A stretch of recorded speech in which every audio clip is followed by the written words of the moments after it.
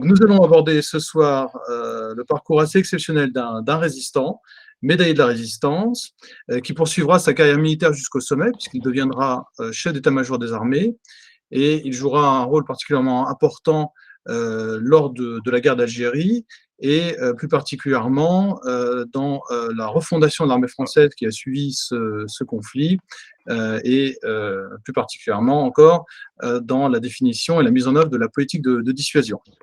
Alors, pour présenter le parcours du général Ayret, nous avons le plaisir et l'honneur de recevoir le colonel Liffrand, qui est un artilleur nucléaire.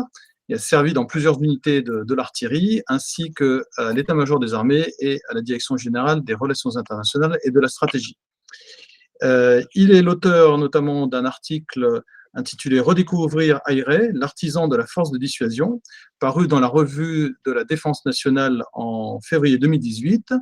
Et il est également intervenu lors du colloque consacré au général Ayret et à la modernisation des armées françaises, qui s'est tenu à l'école militaire en mai 2021 et dont il a d'ailleurs été l'un des co-organisateurs. Deux petits points un peu techniques avant de commencer. Tout d'abord, je vous serais reconnaissant de bien vouloir couper vos micros pour éviter les petites interférences sonores. Et puis, par ailleurs, cette conférence est enregistrée et si tout fonctionne bien, nous la posterons sur la page YouTube, la chaîne YouTube de la NDMRF. Sans plus attendre, donc je vais laisser la parole, je te laisse la parole, cher Xavier, donc pour une quarantaine de minutes, suivie d'une séance de questions-réponses. Tu peux me Je te laisse permettre la main, absolument. non, mais partager l'écran. Voilà, c'est fait. Voilà, C'est fait. d'accord. Tu peux y aller. Alors, c'est une fenêtre, c'est ça, hein? Oui.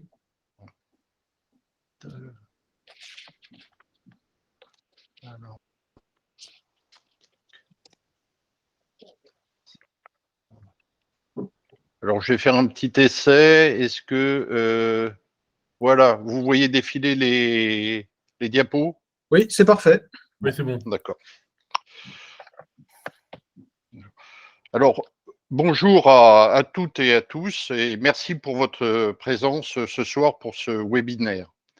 Je remercie particulièrement Jean-Pierre Masson, président de l'Association nationale des descendants des médaillés de la Résistance française, et son vice-président Maurice Blécher, ainsi que M. Delalande, délégué général de l'association, de m'avoir donné l'occasion de vous présenter le général Charles Ayret, médaille de la Résistance avec Rosette, polytechnicien, résistant, déporté, parachutiste, responsable du premier essai nucléaire français.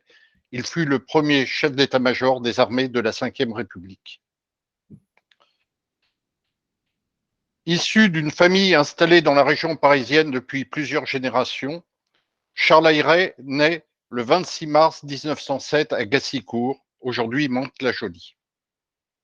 Enfant au caractère affirmé, Charles passe avec son frère Pierre ses premières années entre Mantes-la-Jolie et Paris, où sont installés ses grands-parents paternels.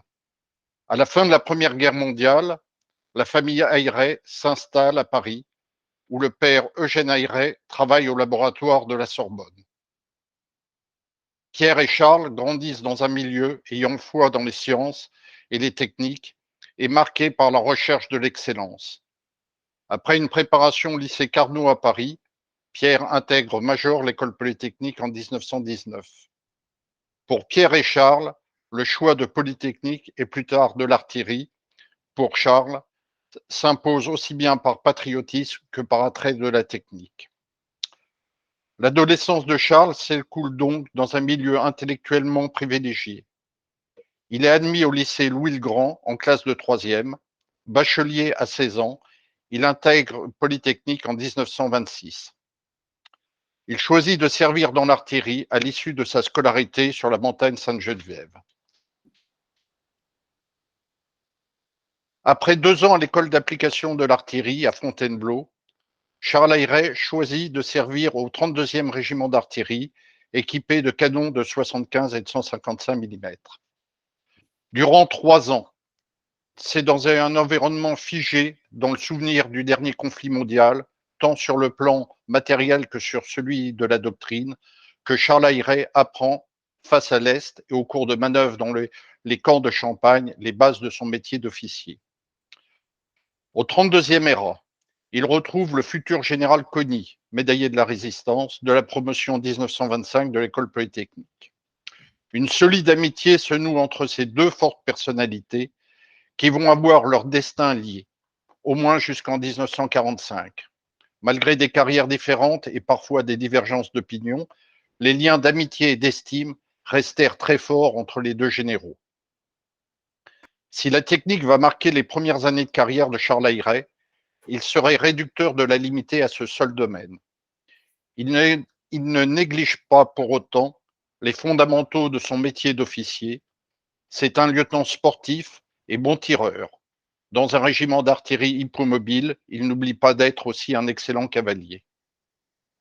Ces années de garnison sont aussi consacrées à la construction de ce que le général Hublot, un de ses proches collaborateurs, définit comme la triple culture scientifique et technique, littéraire et historique, juridique et économique du futur chef d'état-major des armées. À la sortie de la Première Guerre mondiale, l'artillerie connaît un contexte budgétaire qui l'a contraint à limiter ses ambitions sur la modernisation de son matériel. Elle doit aussi affronter de continuelles réorganisations. La prise en compte de ces sujets requiert un personnel compétent et dédié à des sujets techniques. Pour répondre à cette situation, les officiers d'avenir, comme Ayret et avant lui René Cody, sont orientés vers l'école supérieure technique de l'artillerie, qui doit former des cadres aptes à traiter des dossiers techniques complexes. Charles Ayret y obtient le brevet technique. Parallèlement, il débute en 1929 ses études de droit qui le conduisent au doctorat. Il soutient sa thèse le 7 mars 1935 sur l'organisation économique de la nation en temps de guerre. Son travail reçoit la mention très bien et est couronné par le prix du concours de thèse de la faculté de droit de l'Université de Paris. À la mi-temps des années 30, le lieutenant Charles Ayret est affecté à la commission des poudres de guerre, puis à l'inspection de l'artillerie. Sa culture d'ingénieur ne le porte pas à intellectualiser des sujets techniques qu'il doit traiter. Il commence à réfléchir sur la nécessaire adaptation des méthodes de combat au progrès technique. À la commission des poudres, il est noté comme étant un très brillant officier technicien. À l'inspection de l'artillerie, expérimentateur de grande classe, aboutissant à des conclusions nettes et pratiques. Il voit à l'inspection de l'artillerie des officiers généraux, forts de leur gloire passée, figés dans des doctrines a priori, issues de la dernière guerre. Charles Ayret ne cessera par la suite de mettre en garde contre ce penchant des penseurs militaires, je cite, même des plus grands, à systématiquement préparer la dernière guerre. En 1938, Charles Ayret quitte l'inspection de l'artillerie. Il est muté au premier groupe du 2e régiment d'artillerie de montagne, le 2e RAM, à Chambéry, pour prendre le commandement de la première batterie, équipée de canons de 75 mm de montagne. Cette mutation et ces nouvelles responsabilités lui permettent de mettre en évidence ses qualités militaires et sportives. Il y montre son aisance en escalade et en ski, qu'il continuera par la suite de pratiquer. Sur le plan personnel, il fait connaissance à Paris avec Liliane Riboton de Preuilly-sur-Claise, en Indre-et-Loire. Il se marie le 1er décembre 1938 à la mairie du 16e arrondissement à Paris. Le 1er septembre 1939, à la déclaration de guerre, son régiment se déploie sur ses positions guerre du front des Alpes. Ce sera bref, car le 25 octobre, le régiment reçoit l'ordre de faire mouvement vers le front de l'Est et de s'installer en Alsace. Alors qu'il commande depuis un peu plus d'1 an, il est muté à nouveau à l'inspection générale de l'artillerie en novembre 1939. Sa notation élogieuse en partant du 2e RAM indique cependant qu'il doit surveiller son caractère et son esprit parfois trop porté à la critique. Son affectation à l'inspection est l'occasion d'une notation qui est révélatrice de ce que pouvait être son état d'esprit au moment de la défaite. Je cite, « Il n'apporte pas toujours, dans ses rapports avec ses supérieurs, la correction qu'il conviendrait à un officier de sa valeur, a besoin d'être parfois remis à sa place. » Charles Ayret a aussi sans doute perçu, à ce moment-là, ce que Marc Bloch, dans L'étrange défaite, remarque au sein de l'armée. Je cite, « Depuis que les événements s'étaient précipités, une frontière de plus en plus tranchée tendait à séparer les générations. » Le 16 juin, lorsqu'il entendit la voix chevrotante du vainqueur de Verdun demandant de cesser le combat avant même que l'armistice ne soit signé, une période complexe s'ouvre pour Charles Ayret où, refusant la défaite, il va chercher les moyens de rejoindre la résistance.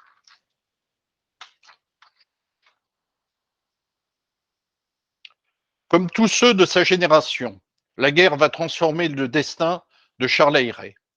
S'ouvre alors pour lui, comme pour beaucoup d'officiers, le temps des doutes et des remises en question. Il s'agit, pour le jeune capitaine d'artillerie, au-delà des pressions de sa hiérarchie, de se positionner personnellement sur les conséquences d'un fait inacceptable, la défaite. Il devra accepter que la victoire, dans ce combat intérieur, passe par l'idée de désobéissance qui est à la base de celle de résistance. Ces 5 années vont faire de l'enfant de la Troisième République, pur produit de la méritocratie républicaine, un officier au style bien particulier, mais pleinement adapté aux nécessités de son temps, qui évoquera pour certains, je cite, l'image des généraux de la Révolution ou de l'Empire ou des pionniers du Far West. Je distinguerai 3 périodes entre 40 et 45. 1940-1942, de l'étrange défaite à la résistance. 1943, juin 44, l'Aura. Juin 44 à avril 45, l'internement et la déportation. Sur ces frises chronologiques, je vous ai représenté, au cours de ces périodes, les différentes affectations ainsi que les chefs sous les ordres desquels il a servi. Refusant la défaite, Charles Ayret est à la croisée des chemins à l'été 1940. Dans un Vichy qui craint les effets délétères d'une propagation de la dissidence gaulliste, les autorités lui rappellent, comme à l'ensemble des officiers, le devoir de loyauté envers le nouveau pouvoir. Ses chefs lui font comprendre que ceux qui choisissent d'être déloyaux envers le gouvernement s'exposent, ainsi que leurs proches, à de lourdes sanctions. Il ne pouvait pas être indifférent à cet argument, son épouse était enceinte de leur premier enfant, et une décidence de sa part aurait entraîné des représailles sévères. Quittant l'inspection de l'artillerie le 30 juin 1940, il est muté 5 semaines à l'éphémère commissariat à la reconstitution nationale, sous les ordres du général Doumenc. En août 1940, Charles Ayret rejoint à Turin la délégation française à la Commission italienne d'armistice, la DFCIA. Il est jugé d'un maniement, je cite, d'un maniement un peu délicat. Nous pouvons imaginer que cette mention traduit, en termes pudiques, de vifs débats sur l'actualité avec ses supérieurs. Disposant de nombreux loisirs, il consacre son temps libre, entre autres, à des séances de sport, notamment de boxe avec d'autres membres de la délégation, comme vous pouvez le voir sur une photo, ainsi qu'à l'apprentissage de la langue russe, qui lui sera bien utile par la suite. Cherchant les moyens de reprendre le combat, il lui est difficile d'exposer librement ses projets. Prudemment, il s'en ouvre à quelques camarades, dont le capitaine de l'armée de l'air Gilbert Andrier, polytechnicien de la promotion 1928, qui deviendra son adjoint à la zone nord de l'Aura. De retour de Turin, il est affecté pour 4 mois à l'état-major du général d'armée Doumenc à Clermont-Ferrand, qui est inspecteur d'un groupe de division de l'armée d'armistice.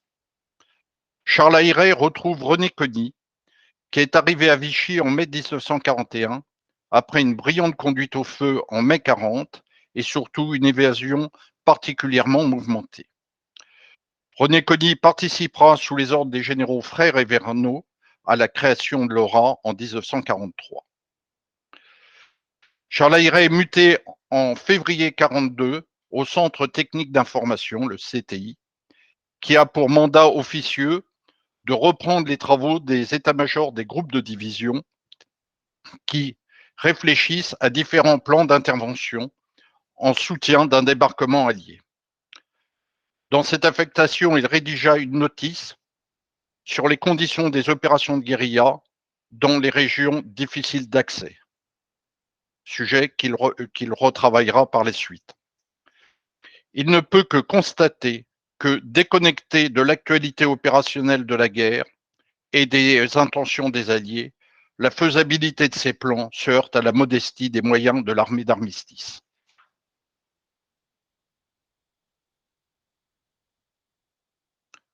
À la démobilisation, fin 1942, Charles Ayret recherche des filières pour partir en Angleterre et prend contact avec diverses organisations de résistance.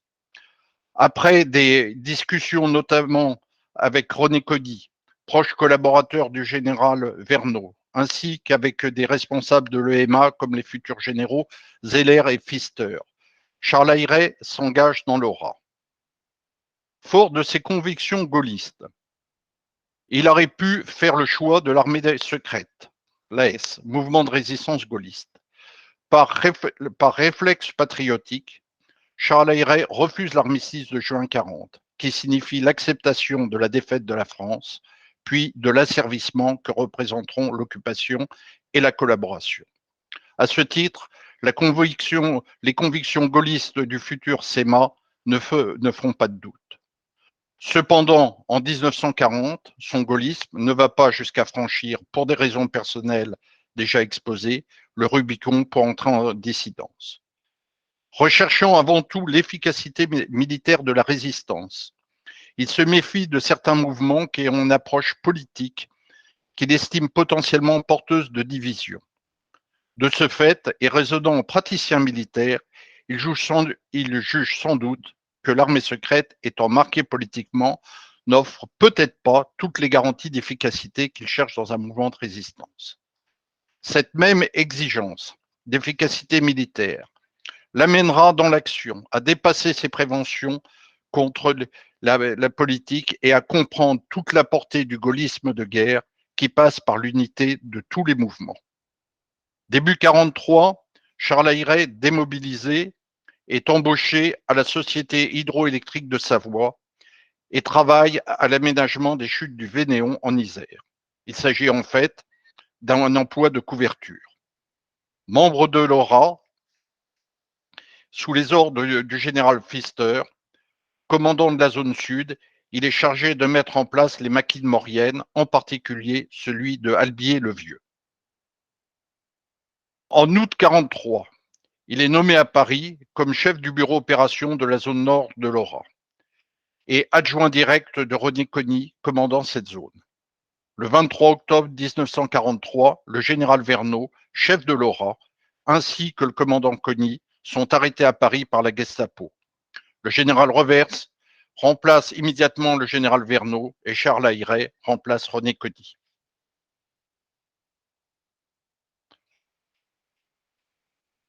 Lorsque Charles Ayret prend le commandement de la zone nord de l'ORA, celle-ci s'étend du nord de la France à la Bretagne et descend jusqu'en Bourgogne et dans le sud-ouest. Elle est organisée en 11 groupements que vous pouvez voir sur la diapo et qui représentent un effectif de plus de 20 000 hommes. Alors que la Gestapo accentue la pression sur les mouvements de résistance, Charles Ayret se dépense sans compter durant cette période et sillonne dans tous les sens cette zone pour aller à la rencontre des groupements, pour coordonner leur action. Il s'agit, dès la fin 1943, de préparer le débarquement dans lequel la résistance intérieure est amenée à jouer un rôle important. Tenant des réunions dans l'appartement familial rue Faustin-Hélie à Paris, il organise les parachutages d'armes. Il s'agit, en tant que patron de la zone nord, d'assurer une répartition de l'armement et des munitions, de coordonner l'action des 11 groupements de la zone nord.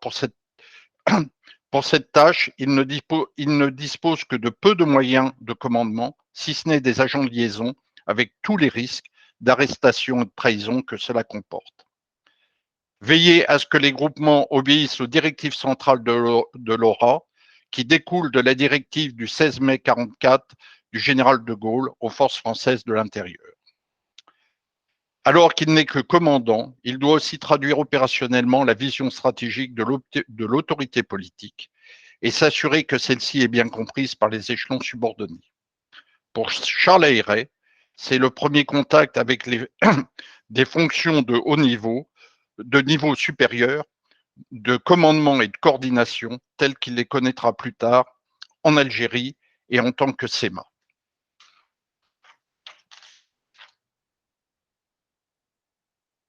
Dans la préparation de l'opération Overlord, le général Eisenhower confia aux forces françaises de l'intérieur la mission d'interdire la remontée des divisions blindées allemandes vers les plages de Normandie. Cette mission, et par extension le système qui devait en assurer la réalisation, furent désignés sous le nom du plan Tortue. Il s'agissait de s'opposer pendant 8 heures au moins à l'intervention des unités blindées sur les têtes de pont alliées, de participer à l'anéantissement de ces unités au cours de leur repli. Le colonel Romney, délégué militaire de la zone nord, et son adjoint Palot sont chargés de la conception et de la mise en œuvre du plan Tortue. Palot sera arrêté par la Gestapo le 21 mars 1944 et sera remplacé par le capitaine Grenier de l'ORA. Charles Ayret, en tant que commandant de la zone nord de l'ORA, mit à la disposition du plan Tortue les 20 000 hommes dont il disposait. Cela impliquait un travail important de coordination entre les différents groupements de la zone, qui devaient se fondre dans les forces françaises de l'intérieur et se coordonner avec les autres mouvements, notamment l'armée secrète. Il n'hésita pas, dans les limites de ses moyens, à renforcer localement d'autres mouvements avec du personnel de l'ORA. Il s'agissait pour Charles Ayret de réaliser l'équipement en armes et munitions des 8 blocs des FFI afin qu'ils forment un ensemble opérationnellement cohérent. Ces chefs de l'ORA, comme ceux de l'AS, rendirent hommage à cette occasion aux qualités d'organisateur de Charles Ayret, ainsi qu'au courage et à la témérité dont il a fait preuve dans la conduite des opérations du plan Tortue, dans sa zone de responsabilité. Charles Ayret, qui n'était que commandant, démontre son aptitude à prendre des responsabilités d'un niveau très supérieur au sien et à conduire une opération de grande ampleur.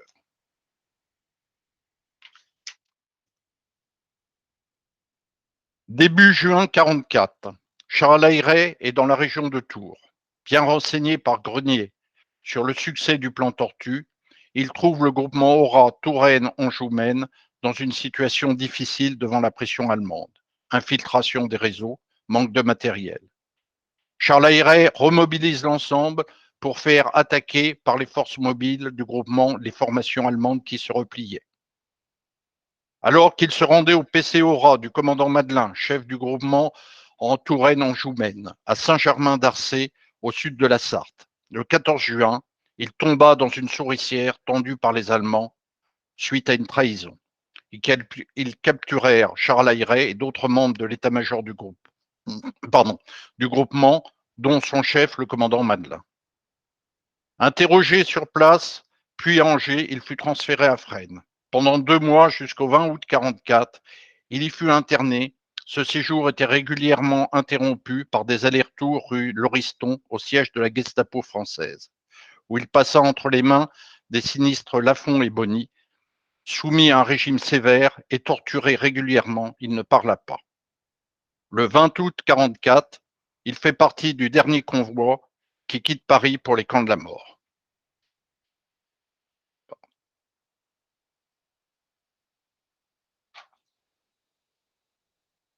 Lorsque Charles Ayret arrive à Buchenwald, il ressent ce que le futur général von Bremesche décrira comme cet effroyable mépris de la personne humaine, ce culte de la brutalité qui régnait en Allemagne, qui aurait pu régner dans le monde entier. Cette prise de conscience renforcera la dimension éthique de son combat pour la libération et plus tard inspirera sa réflexion stratégique. Il se lie d'amitié avec Maurice Braun, médaillé de la résistance du réseau Publicain, qui fait partie du même convoi que lui. Avec Maurice Braun, il est employé dans l'atelier d'optique. Durant les 8 mois de sa déportation, Charles Ayret force l'admiration par son courage. Julien Quint, administrateur général de la Bibliothèque nationale, témoignera à la mort du général Ayret.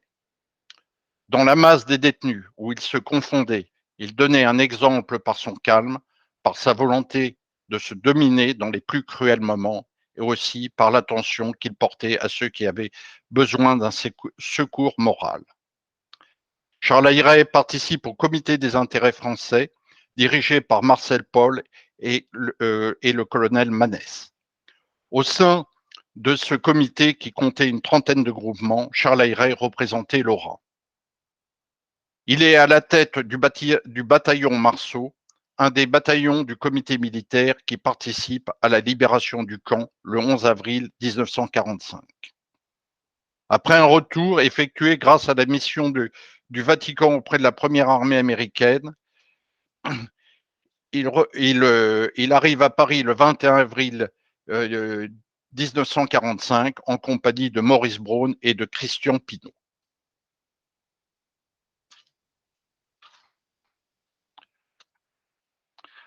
Au lendemain de la guerre, après avoir siégé dans un jury d'honneur avec le général de Jussieu-Poncaral et René Conny, le lieutenant-colonel Charles Ayret est désigné contre son gré comme attaché militaire de la France en URSS. Son séjour à Moscou sera très bref et il est rapidement rappelé en France à l'état-major de l'armée. Devant commander un régiment, il obtient l'application d'une mesure prise par le général de Lattre, qui vise à permettre aux meilleurs colonels de commander un régiment en dehors de leur arme d'origine. Ainsi, l'artilleur Charles Ayret obtient le commandement de la 43e demi-brigade parachutiste à Bayonne, unité d'infanterie parachutiste. Lorsqu'il prend son commandement en 1947, Charles Ayret a tout à apprendre du parachutisme, qui devient pour lui une passion tout autant sportive que militaire.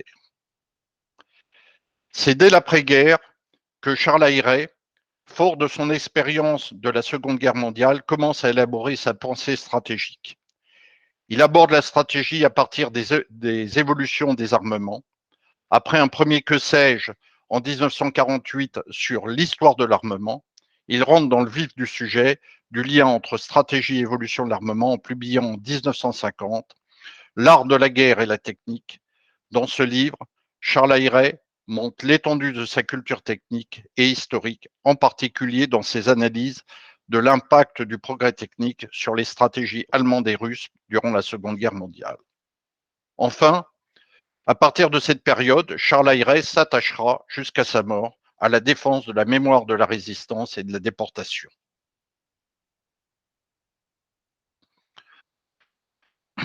Après son temps de commandement, Charles Ayret est affecté en 1949 à la section technique de l'armée de terre. Il est désigné pour prononcer à l'école de guerre une série de conférences sur l'arme atomique.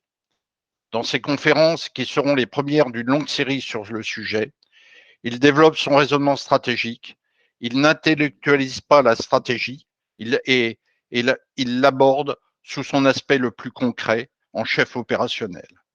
Il rappelle en particulier qu'une arme, nucléaire ou pas, est par définition conçue pour tuer ou détruire, et qu'elle a donc des effets sur le terrain. Il pense la stratégie en fonction des capacités des armements. Après l'année 1951, à l'OTAN, à la division logistique du Chep à Paris, année qu'il juge la moins utile, je cite, la moins utile et la plus désagréable de ma carrière, il est nommé en 1952 commandant des armes spéciales, c'est-à-dire les armes nucléaires, biologiques et chimiques. Il occupera ce poste pendant 8 ans. Avec une petite équipe, il créera les conditions opérationnelles et techniques d'accession à l'armement nucléaire. Alors que le conflit en Extrême-Orient retient toutes les attentions, Charles Ayret déploie tous ses talents pédagogiques pour convaincre les hauts responsables politiques et militaires de la nécessité d'accéder à l'armement atomique. Avec son équipe, en particulier le colonel Sellerier et le capitaine Morin, il parcourt les unités pour former le personnel, organiser des exercices. Il est invité par les Américains, par 2 fois, à visiter le champ de tir nucléaire du Nevada. Alors qu'officieusement sont prises les premières décisions pour le programme nucléaire français et que Charles Ayret commence les reconnaissances dans le Sahara pour trouver le site des essais nucléaires, il est en 1957 nommé général et commandant interarmé des armes spéciales.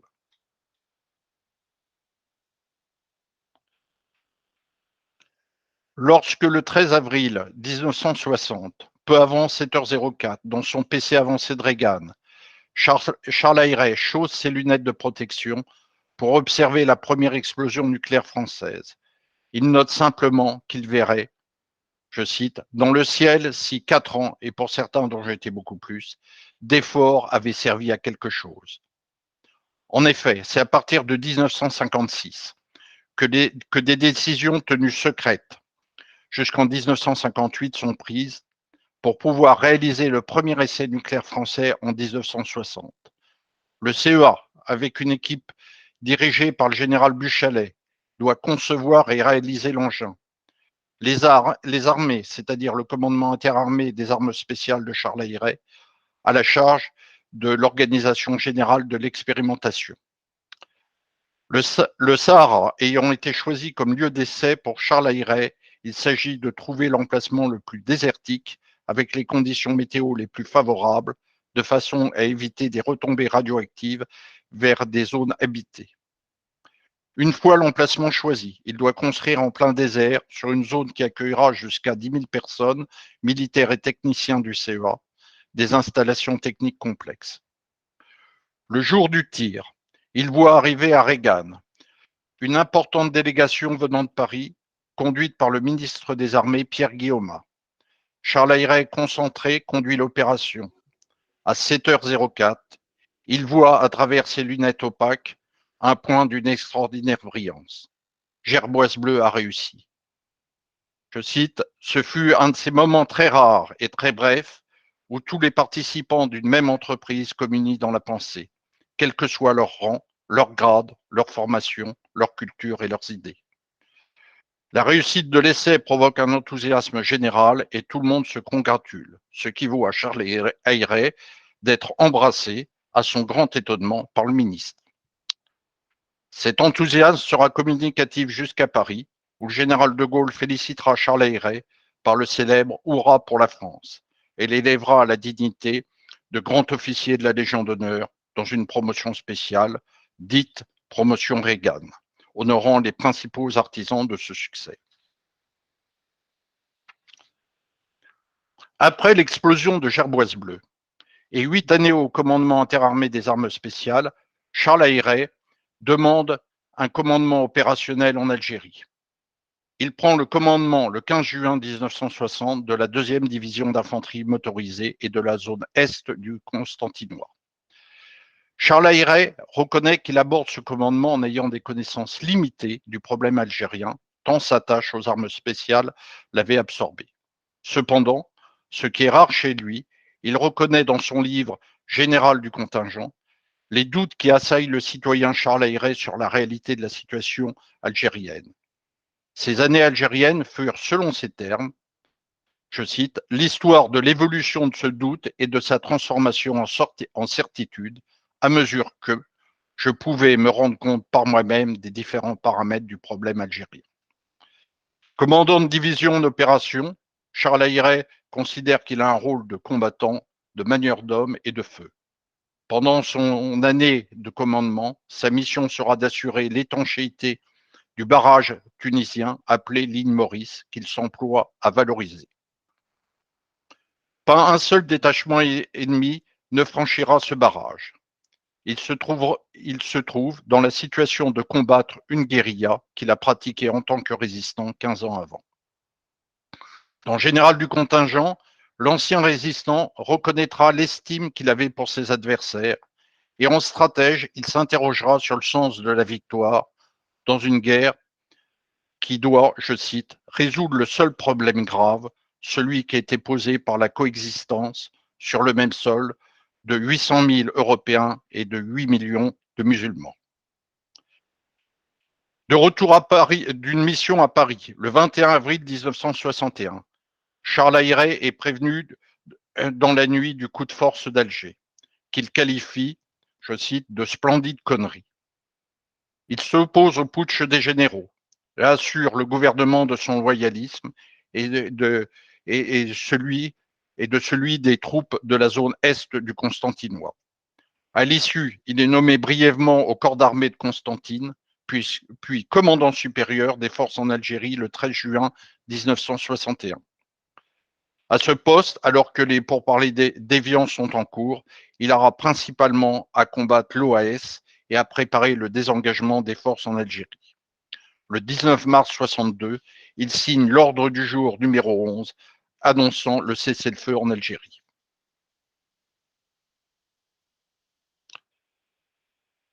Début juillet 1962, le général de Gaulle reçoit à l'Élysée Charles Eyret. Il lui annonce qu'il lui confie le poste de chef d'état-major des armées, qu'il vient de créer. Cette nomination n'est pas sans provoquer des tensions avec les autres chefs d'état-major, plus anciens que lui et jaloux de leur indépendance et de leurs prérogatives.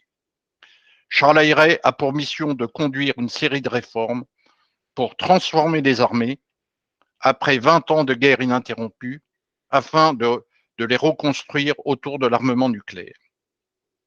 Il prend ses fonctions dans un environnement international complexe, ce qui l'amène à effectuer, à la demande du général de Gaulle, de nombreuses missions à l'étranger pour présenter la stratégie des armées françaises. Au cours de ces visites, il est amené à rencontrer les chefs d'État. Il faut citer en particulier, au moment du malentendu transatlantique sur la doctrine américaine de riposte graduée, à laquelle la France est hostile. Annick, je peux pas, je suis en conférence. Écoute, tu attends 5 minutes. Sa mission à Washington en septembre 1963. Il expose devant l'état-major américain, le secrétaire d'État à la Défense Robert McNamara, ainsi que devant le président Kennedy qui le reçoit pendant 1 heure, les réserves françaises sur cette doctrine. Il est aussi chargé de renouer les contacts avec l'armée soviétique au cours d'un voyage en avril 1967, pendant lequel il sera reçu par Alexis Kosygin, président du Conseil des ministres de l'Union soviétique. En tant que SEMA, Charles Eyret est en cas de conflit le commandant en chef du théâtre Métropole-Méditerranée. Il perçoit rapidement que le décret de juillet 1962, qui définit ses fonctions, ne lui donnait pas tous les moyens nécessaires pour remplir complètement ce rôle. Certaines responsabilités qui y concourent étaient encore trop morcelées entre divers commandements. Le résistant et le déporté qu'il était savait trop bien où avait mené entre les 2 guerres un commandant en chef qui n'avait pas les moyens de porter les responsabilités qui lui étaient confiées. Aussi s'attachait-il à faire évoluer le décret de juillet 62. C'est son successeur, le général Fourquet, qui recevra le fruit de ce travail avec le décret d'avril 68 qui renforcera le rôle du SEMA.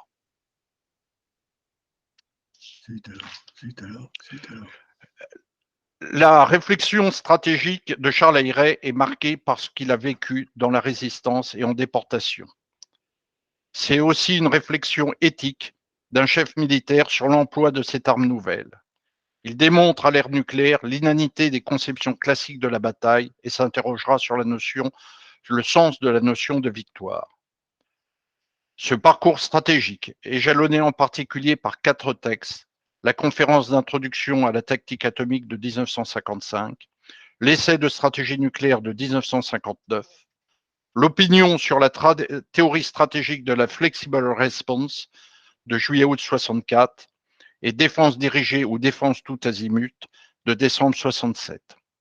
Ces documents et d'autres qui les éclairent nous permettent de retracer le parcours stratégique d'un chef militaire qui, pour le général de Gaulle, conjuguait une grande valeur intellectuelle à une grande valeur militaire.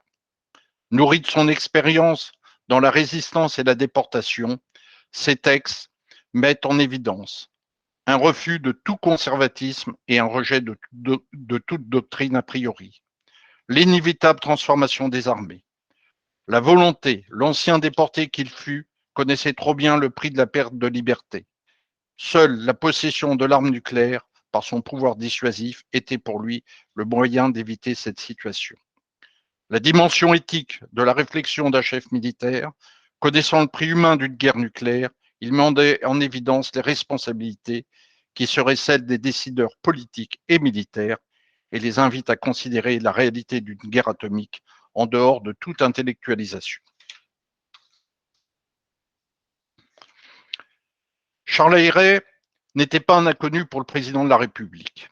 Le général de Gaulle avait pressenti, dès le début des années 50, avec les nombreuses publications ou conférences de Charles Eyret, son potentiel pour comprendre la révolution nucléaire, ainsi que son impact sur la transformation des armées, et pour proposer une stratégie militaire cohérente avec les objectifs politiques.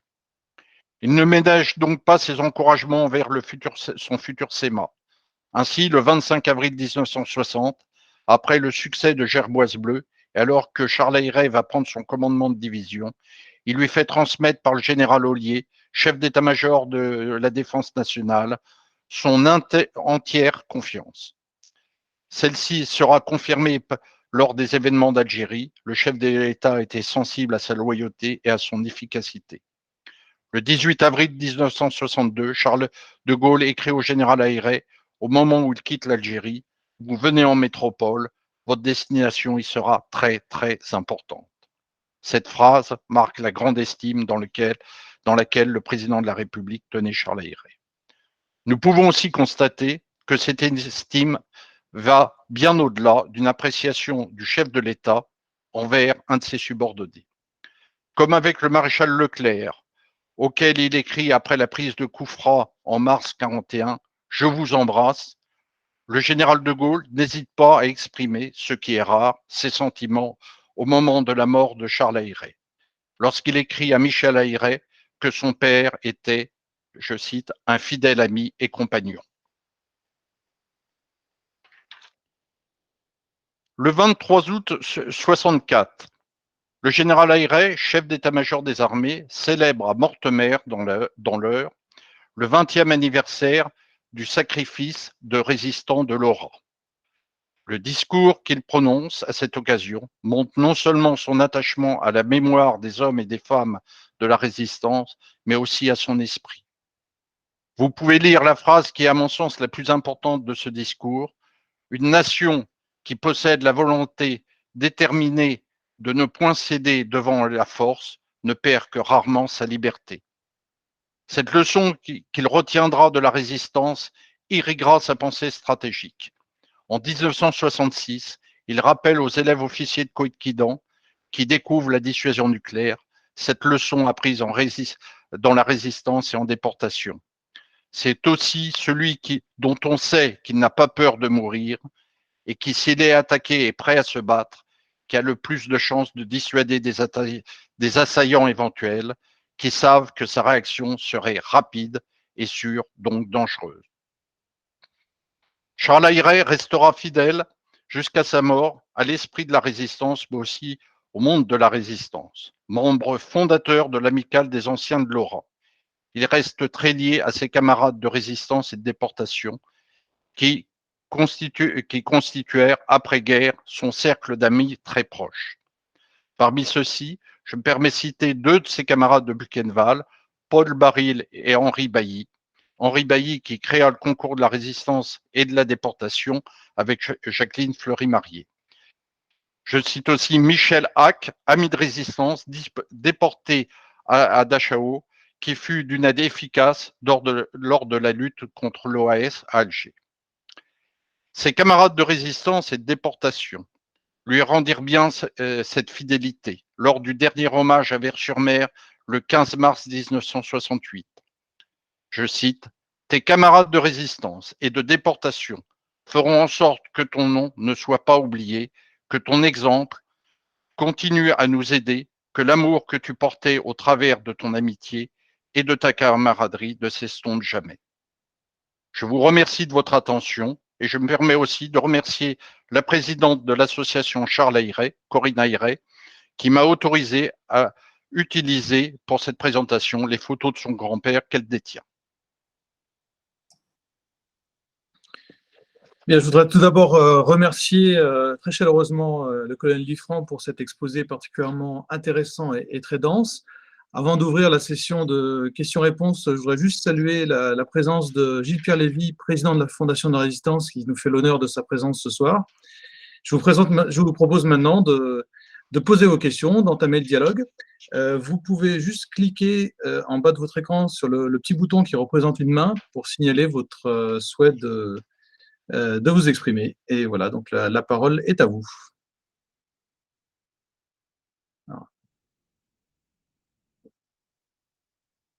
Alors, qui veut poser une première question?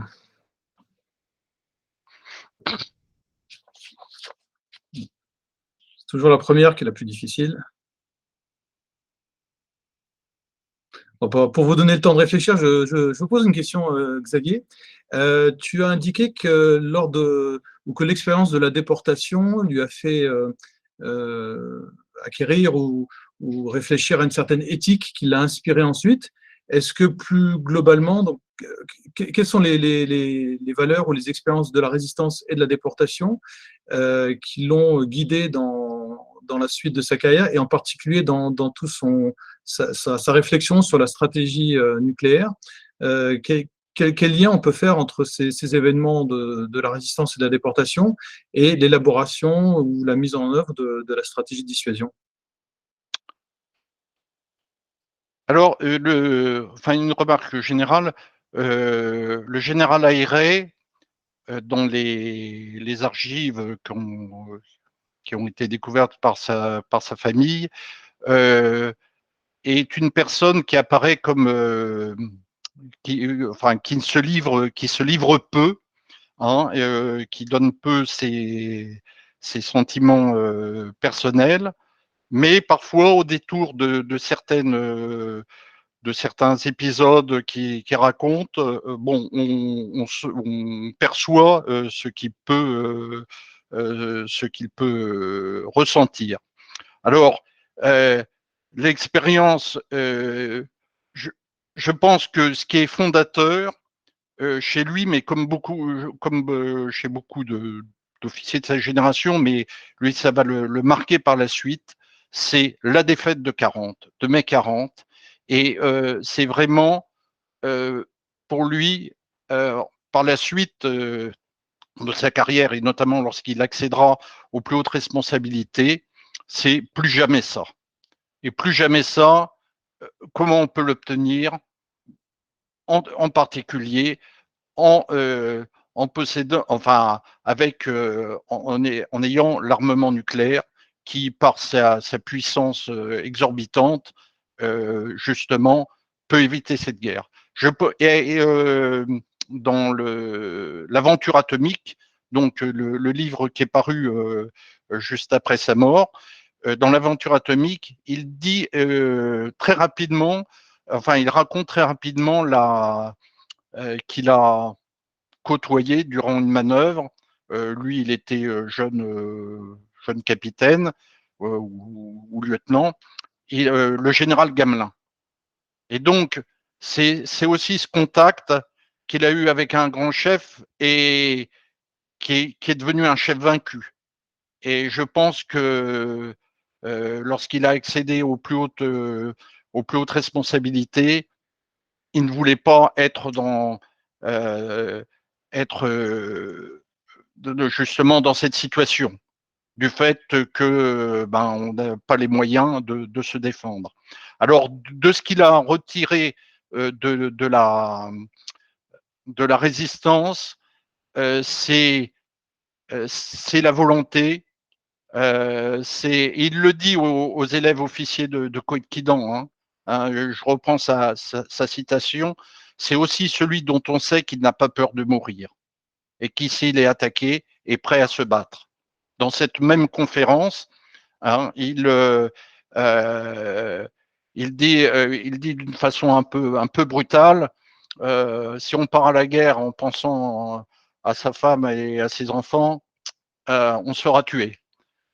Donc, c'est quelqu'un, alors ça peut choquer, enfin, choquer, étonner, mais c'est quelqu'un qui a ce que un de son successeur actuel, le général Burkhardt, a bien développé, c'est le besoin d'avoir l'esprit guerrier. Lui, il a cet esprit, mais il l'a pour justement être dissuasif face à une éventuelle agression. Hein. Donc, c'est la résistance et la déportation lui ont la défaite, ça a été le refus, plus jamais ça, et la résistance et la déportation, c'est il faut aller éventuellement jusqu'au sacrifice suprême. Hein. Et puis, je dirais de façon plus générale, ce qui m'apparaît, c'est que c'est quelqu'un qui, qui est ressorti de ces épreuves, notamment alors de l'Algérie, c'est le refus de la division. Hein. On est tous dans un même but, hein, dans un même but, et on ne, on ne s'abandonne pas à des divisions qui ont été fratricides pendant la guerre, et puis enfin pendant la Seconde Guerre mondiale, et puis au moment de l'Algérie. Merci Xavier. François Romand, je t'en prie François. Ah, il faut que tu ouvres ton micro.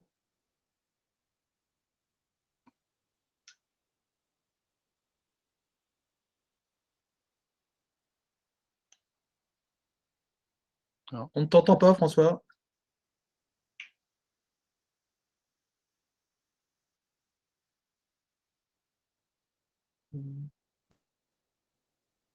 François, on ne t'entend pas.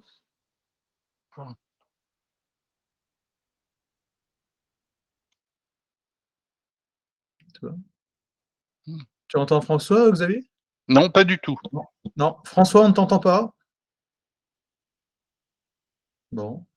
Alors, c'est un peu embêtant.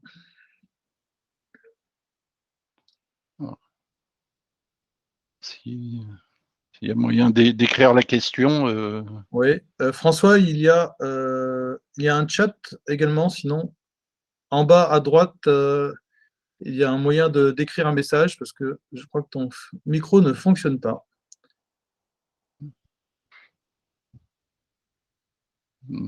Bon, est-ce qu'en attendant, d'autres personnes souhaitent s'exprimer?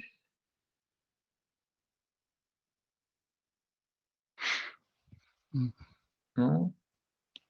Alors, Monsieur Fourré, Jérôme Fourré, je vous en prie. Bonjour à tous et merci pour cette présentation d'un parcours très intéressant. Petite question peut-être plus personnelle, mais qui serait peut-être pour savoir qu'est-ce qui vous a orienté pour faire ces recherches finalement sur cette personne un peu d'exception. Ah, c'est un peu une longue histoire qui a démarré très tôt. Je dirais que bon, lorsque le général Ayré est décédé, j'avais, pour tout vous dire, 8 ans et demi, mais je me souviens du jour de sa mort, où sa mort a été annoncée.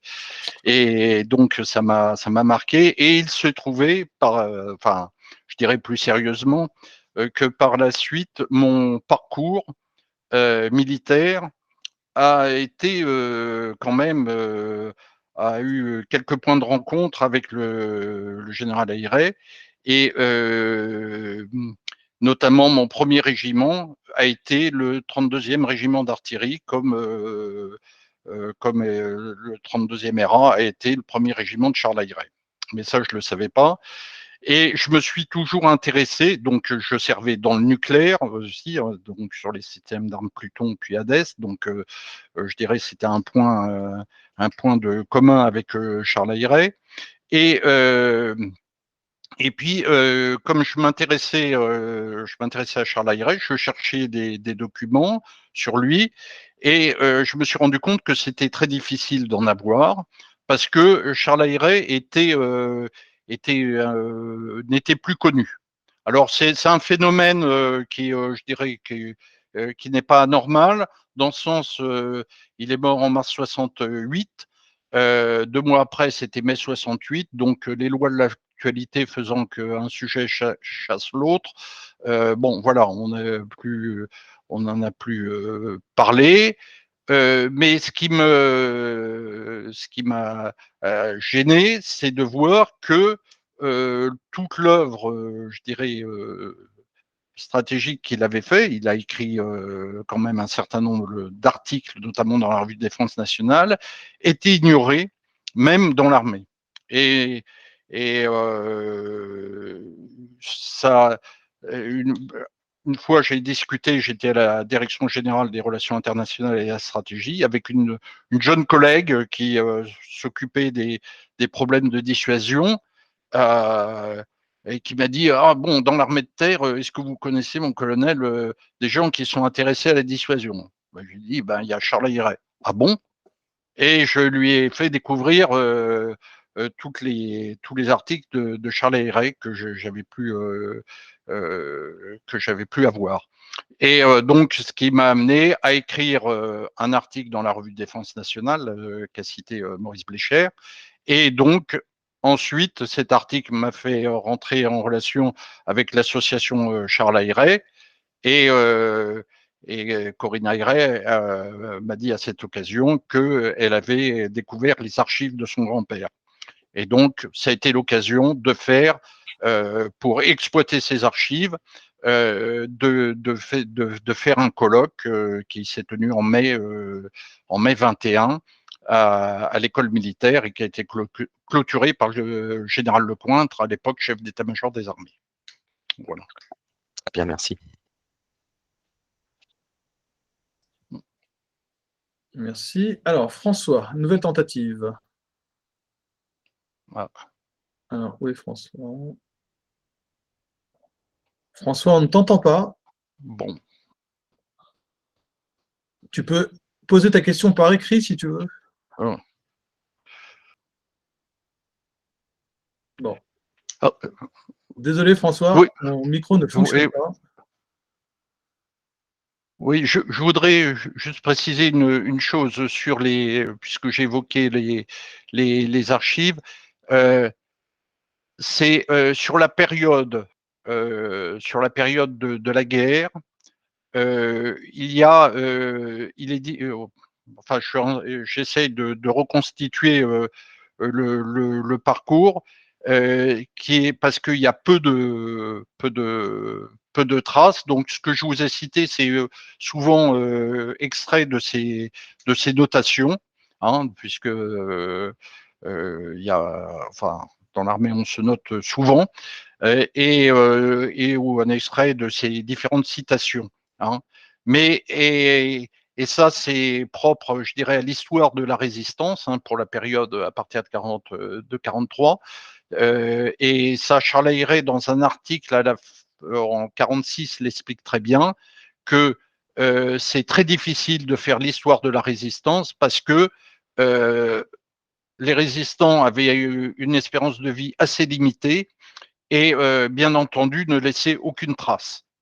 Donc, ça a été en particulier le travail des pourlorats, à la demande du général Revers, mais Charles Ayret y a beaucoup contribué, justement de mettre noir sur blanc ce qu'il avait vécu.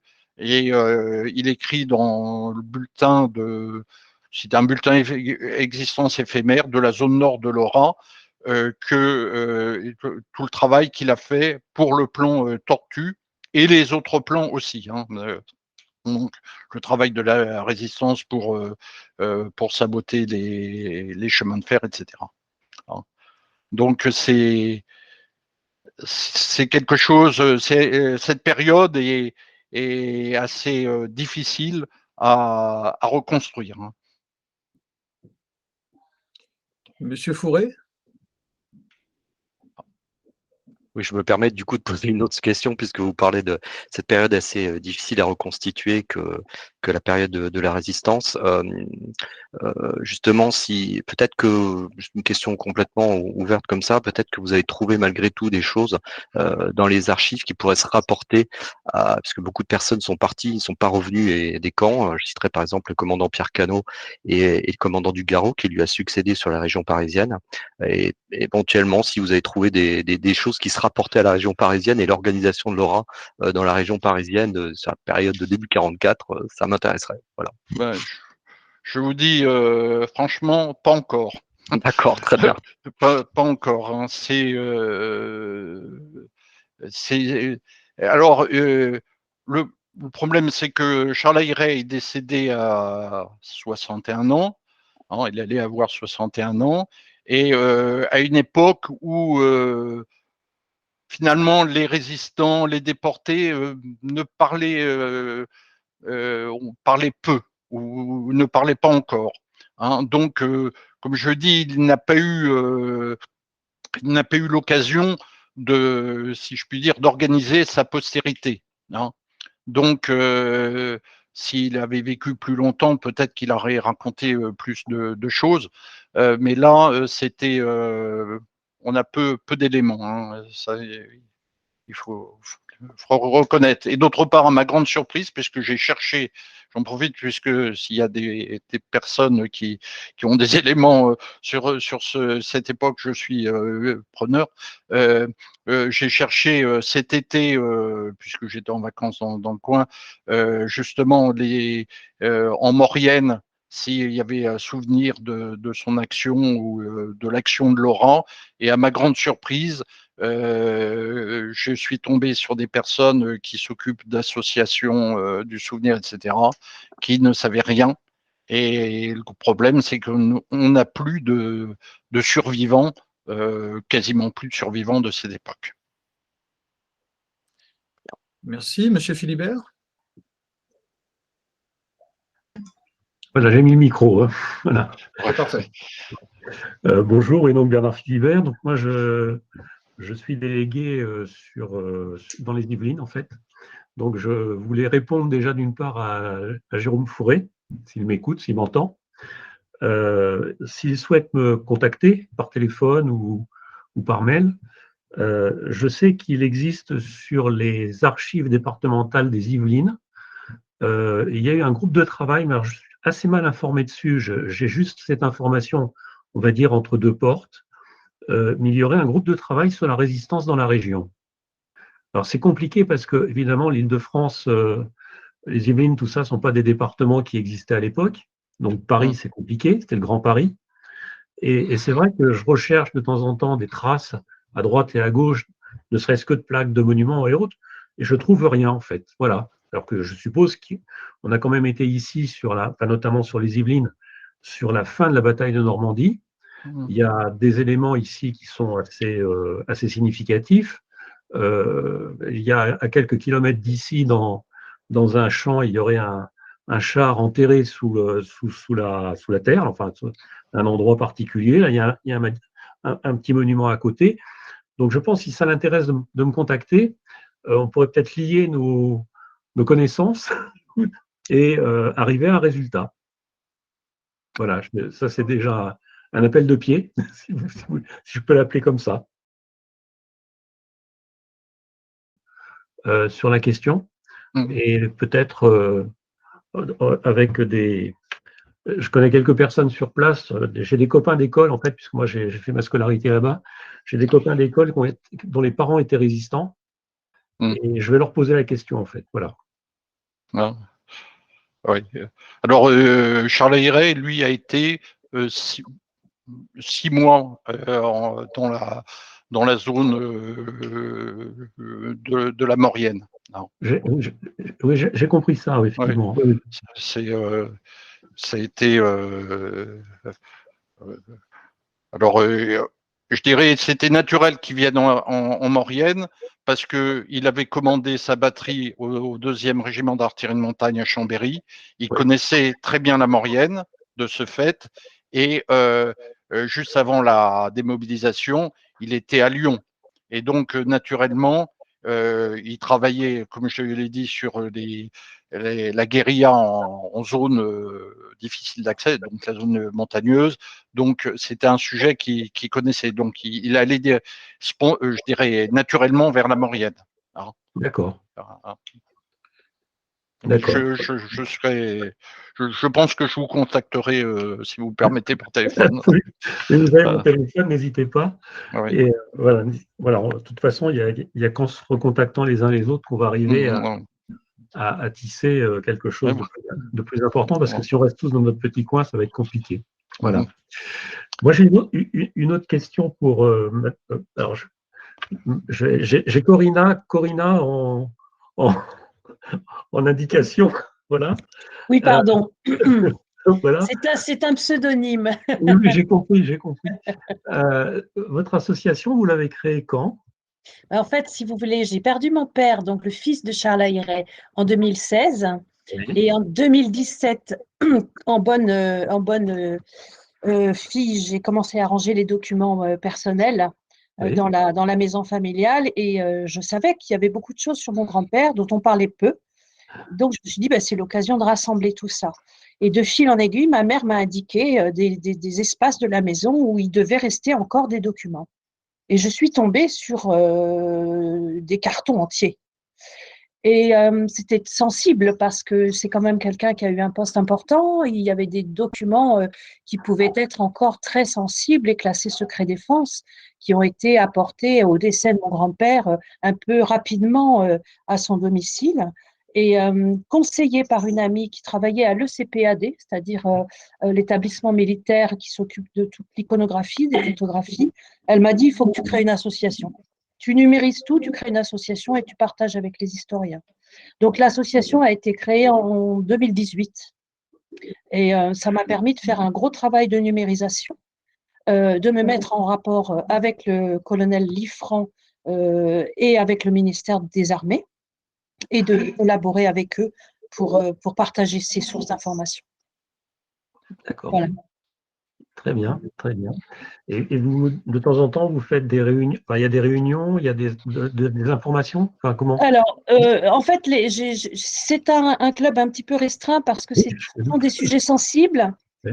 Mon grand-père n'est pas forcément aimé par tout le monde parce que, ayant été impliqué dans des dossiers extrêmement sensibles que sont la dissuasion nucléaire, la guerre d'Algérie, etc., il a encore des gens, encore aujourd'hui, qui ne l'aiment pas. Donc, l'association est petite, plutôt familiale, où vraiment sont rassemblés là des gens qui l'ont connu.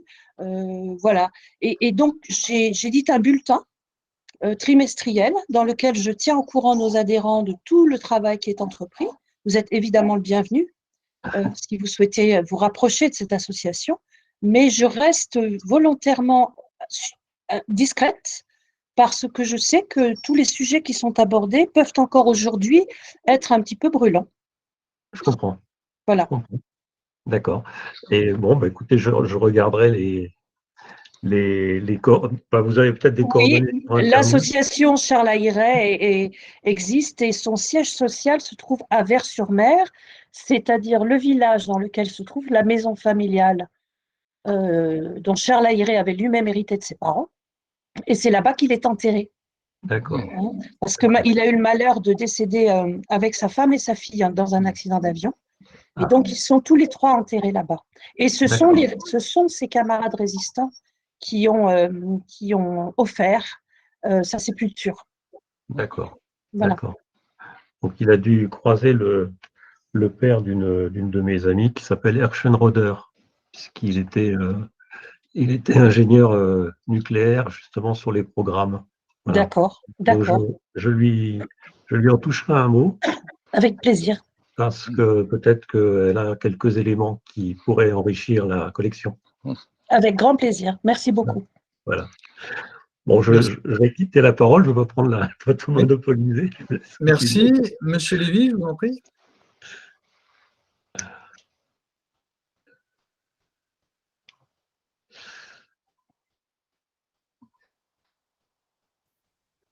Là, vous m'entendez? Oui. Pardon, donc merci beaucoup d'abord, mon colonel, pour cet exposé tout à fait passionnant sur effectivement un homme qui a été à plusieurs grands tournants de notre histoire. Moi, j'aurais juste une remarque, mais qui est peut-être superflue, et une question. La remarque, c'est, je me tourne notamment vers M. Philibert, je ne sais pas s'il a été en contact dans ses recherches, notamment sur le Sud-Est, soit avec la Fondation de la Résistance, qui peut l'orienter vers telle ou telle équipe de recherche, etc., soit avec les musées de la résistance de la région, je pense notamment à celui de Grenoble comme à celui de Lyon, dans lesquels il y a peut-être des connaissances, des sources, des pistes ou des adresses qui peuvent être utiles. Donc ça, c'est mon premier point.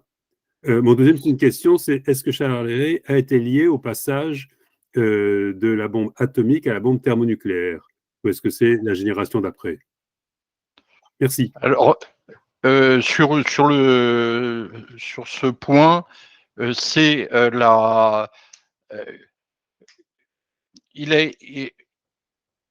comment dire, les travaux, enfin, il a l'explosion thermonucléaire, la première explosion thermonucléaire, c'est 1968, donc c'est l'été 68, donc il ne l'a pas vu puisqu'il est décédé en mars 68. Donc en tant que chef d'état-major des armées, bien entendu, il a eu à traiter ce sujet. Il n'avait pas cet aspect, il n'avait plus le même rôle qu'il avait pour la bombe atomique lorsqu'il était commandant interarmé des armes spéciales. Hein, donc, il avait un rôle beaucoup plus large. Donc, bien entendu, il a participé à tous les conseils de défense, à toutes les réunions importantes qui ont traité de ce sujet. Hein. Mais là, il était à un autre niveau. Il était chef d'état-major des armées, donc sous l'aspect technique, c'est principalement, je pense, si je ne fais pas d'erreur, le général Fourquier, son successeur, qui a traité l'affaire. Merci. Deux petites observations. Tout d'abord, pour M. Philibert, concernant ses recherches sur la résistance en région Île-de-France.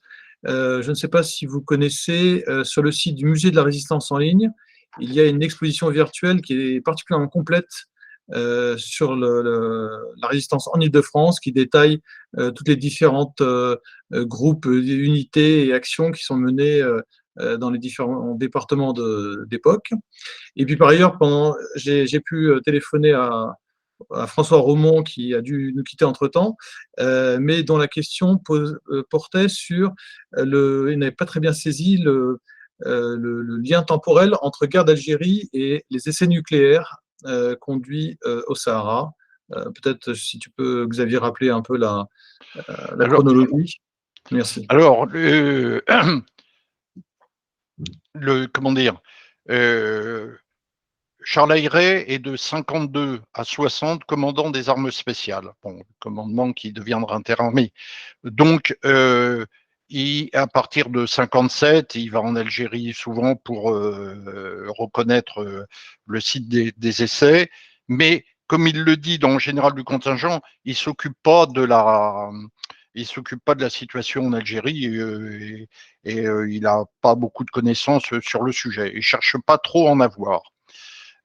Sauf que dans Général du contingent, il explique, il raconte un peu une discussion familiale qu'il a eue avec son fils, Michel, qui lui dit au bout comment dire, au bout de quelque temps, il dit de toute façon, toi, si tu étais algérien, tu serais du côté du FLN. Alors, général Ayret, enfin, je dis ça sous le contrôle de Corinne Ayret, pour confirmer. Et le général Ayret dit que, bon, il a traité ça comme une remarque d'un adolescent un peu rebelle, et que quelques jours plus tard, en y réfléchissant, il s'est dit, ben, finalement, il a raison. Il a raison. Et donc, je dirais, c'est le seul contact qu'on a, enfin, la seule trace qu'on a de cette prise de position, alors qu'il traitait de beaucoup d'autres sujets complètement différents. Donc, Gerboise bleue a lieu en avril 60. Il demande à l'issue, et il le dit dans le général du contingent, ben, je suis général de division, donc un général de division, ça commande une division. Donc, il demande au ministre de commander une division. Enfin, je caricature un peu, mais ça a été ça, sa demande. Il demande au ministre de commander une division, et donc, en juin 60, il commande sa division, alors que la guerre d'Algérie était déjà engagée depuis plusieurs années. Hein. Donc, et là, il prend contact avec la réalité algérienne. Hein. Et après, donc, c'est le putsch et il devient commandant supérieur en Algérie. Hein. Donc, pour lui, il a pris le problème de la guerre d'Algérie, je dirais, en fin de trajectoire, mais quand même, il y a passé 2 ans. Et 2 ans quand même très, très intenses. Merci. Y a-t-il d'autres questions, observations? Je n'en vois pas. Bon, je vous remercie pour les informations là, qui concernent le site sur le mémorial là, de la Résistance. J'ai regardé le site, effectivement, je ne suis peut-être pas allé assez loin parce que je n'ai pas remarqué cette remarque bien fondée, donc je vais aller rechercher plus loin que le bout du nez. Parfait, merci. Merci. Et puis pour les musées de Lyon et Grenoble aussi, j'ai bien compris. Voilà. Merci. Merci. Eh bien, s'il n'y a pas d'autres questions ou observations, il me reste à remercier très chaleureusement Xavier pour ce brillant et passionnant exposé. Je crois qu'il nous a tous tenus en haleine et appris beaucoup. Merci et pour tout le travail de préparation, surtout que cela lui a occasionné. Merci à tous les participants. Donc on vous tiendra au courant de nos futures activités et vous pouvez continuer à suivre notre page Facebook des Médailles de la Résistance. Donc, merci à tous et à très bientôt.